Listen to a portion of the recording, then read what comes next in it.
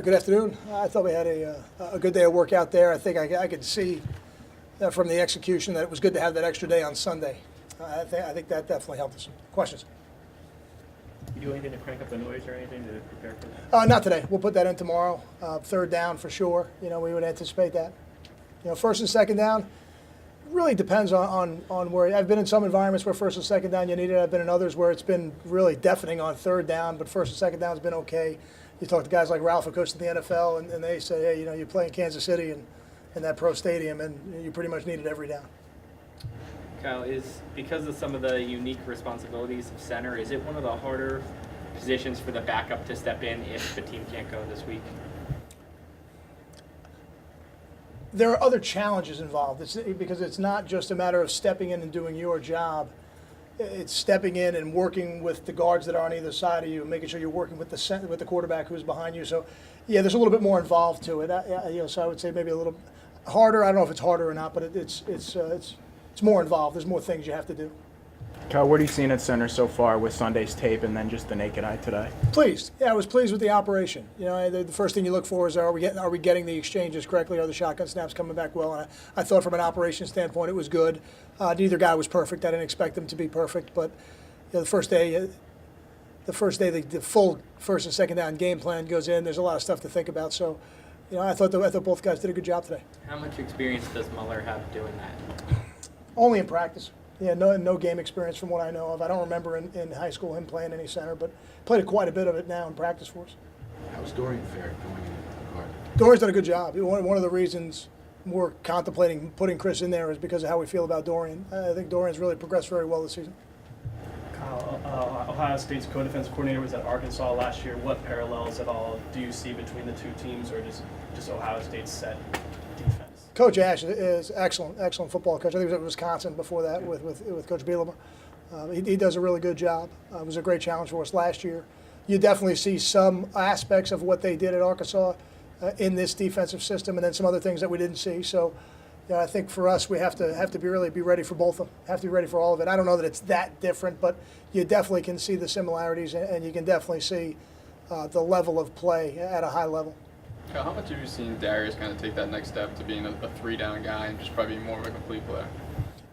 Probably the biggest difference from last year to this year is his ability to do that. And in an age of specialization in all sports and even within the teams themselves, there's not a lot of three-down defensive linemen that you see out there. But he's definitely one of them, and they've got one too in that Bosa kid. Well, because of their ability to use their feet, are any similarities between Gardner and Barrett, style-wise? Gardner's a bigger guy. Style-wise, that's a good question. I think the offenses are different, so that from a style standpoint, I don't know if there's a lot of schematic similarities. What they asked them to do is a little bit different. What I would tell you the similarity is given the opportunity, both guys can really hurt you with their feet, and I think you have to account for them. You have to account for them in the run game, and you have to account for them when you're rushing the passer too, because if you don't have somebody designated for him, if he gets loose, it's going to be a big play. I don't know how much you saw them with Braxton Miller, but do they look different than, did they have to change a lot when Barrett went in, or does it look like a similar team? We haven't spent a lot of time looking at them when Braxton was in there. We've spent most of our time looking at them with the new quarterback. I think that's probably a better indicator for us of the direction they're going.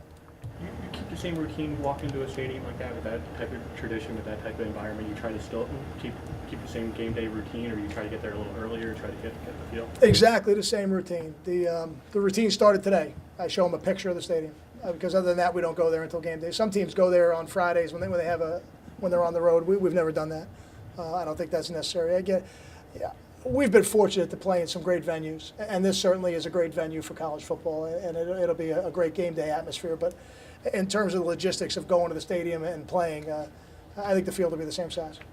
You were saying yesterday how, like, with play calls, you kind of have the final word. Just can you take us through that a little bit more? Like, if a call comes through you don't like, how quickly do you have to change that? Just how the mechanics? Quickly. Yeah, you don't have a lot of time. No, I think those decisions have to get made during the week. When you're in meetings during the week and you're going over what the game plan is and what's going to get called in certain situations, I think, my experience has always been most of the game is called before the game. Because there was a situation where I think it was like a 3rd and 2 at Navy, and you said they weren't getting it. You knew you were going to kick the field goal. I mean, so is you, Ralph, you're already on the same page. Like you said. Yeah, there has to be a communication process, and I think as the head coach, you also got to give the play callers enough time to really get in what they want is as the best call. So if it's a situation where we're going to have 4 downs, you got to get it to them early, or else because that could change their 3rd down call. Time for 2 more. Kyle, you mentioned yesterday that their offensive line is the best you guys have seen in the last 2 years. They've got 4 new starters up there this year. Is that just coaching? What do you think's making them so successful up front? I have a tremendous amount of respect for Ed Warner. I think he's one of the best in the business. He's done a great job for a long time at a lot of different places.